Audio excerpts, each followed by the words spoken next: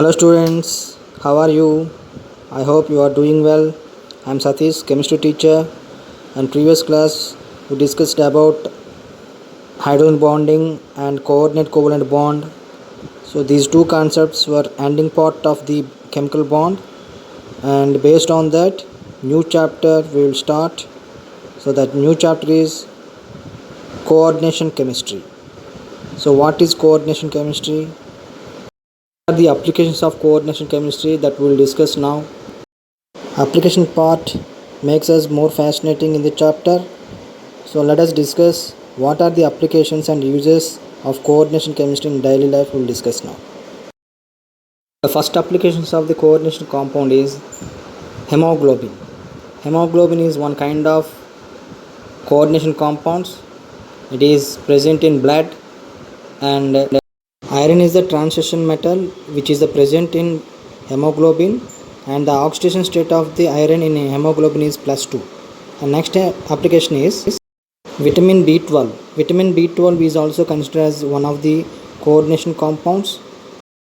Cobalt is the transition metal present in vitamin B12. B12 is also called as a cobalamin, and due to the deficiency of the cobalamin, that person can be affected by anemia. The oxidation state of the cobalt in B12 is +3. Next important application is chlorophyll.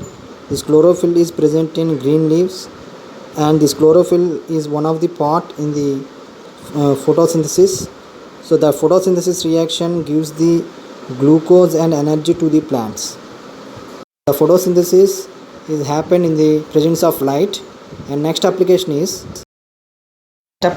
this coordination compound is used for detection of the different metals in a given salt. If copper sulfate or copper is react with K4FeCN6, it gives chocolate brown precipitate. So you can see that picture.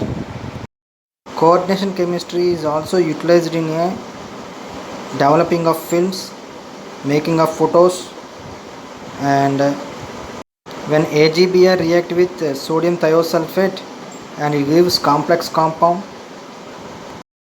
You can observe on the screen reaction between AgBr and Na2H2O3.